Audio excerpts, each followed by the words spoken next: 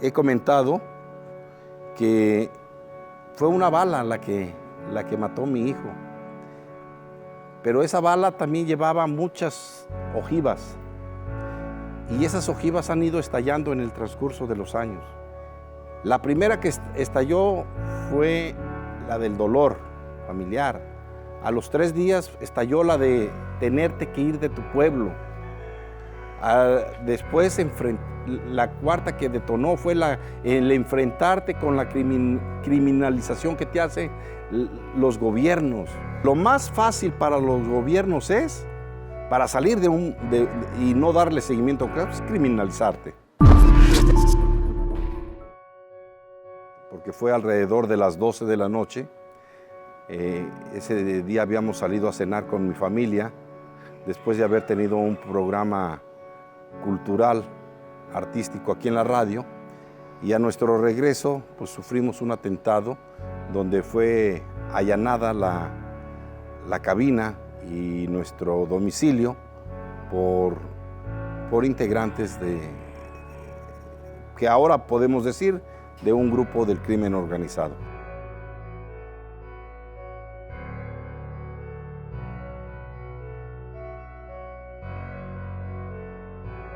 Cuando yo me refugio en la Marina, lo que pasa es que en primera no hay una respuesta inmediata.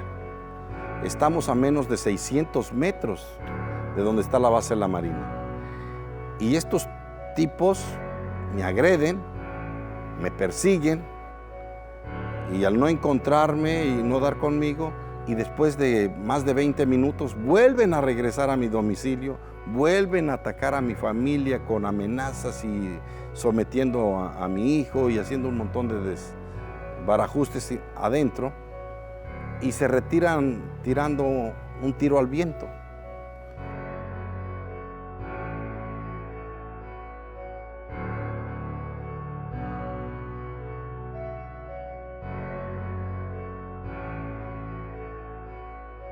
Estuvieron más de media hora adentro de mi casa después del atentado.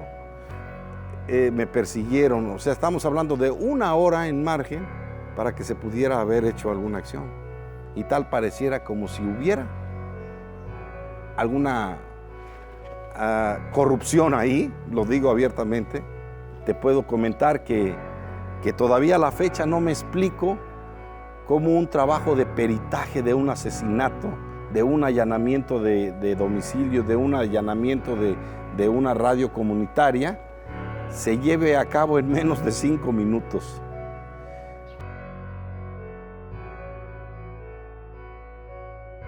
Y como ya hay un antecedente de nuestra lucha social, pues el gobierno dijo, no, pues mira, vamos a aprovechar esto, vamos a quitarnos de encima a este cabrón, diciendo, no, como le matamos, le contribuimos para que le mataran un hijo, ya lo sacamos de su pueblo, para que ya no regrese, pues ¿qué onda? Vamos a cerrarle la radio. Nos la cierran.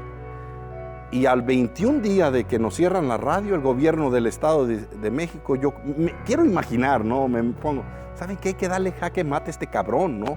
Vamos a decir que él es parte del crimen organizado, vamos a sacar un desplegado. Y así lo hicieron.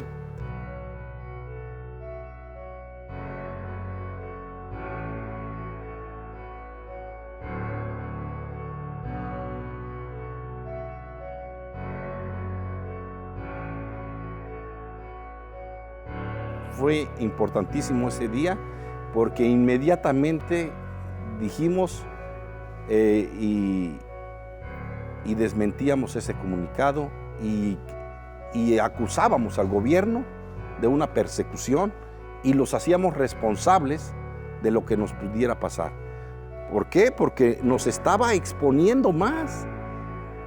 El hecho de que te estén vinculando a un grupo criminal, hay otros grupos criminales que van a decir, cabrón, pues este está apoyando a aquel, pues me lo voy a chingar. A los gobiernos no les importa nuestra vida. Ahí lo dan a demostrar.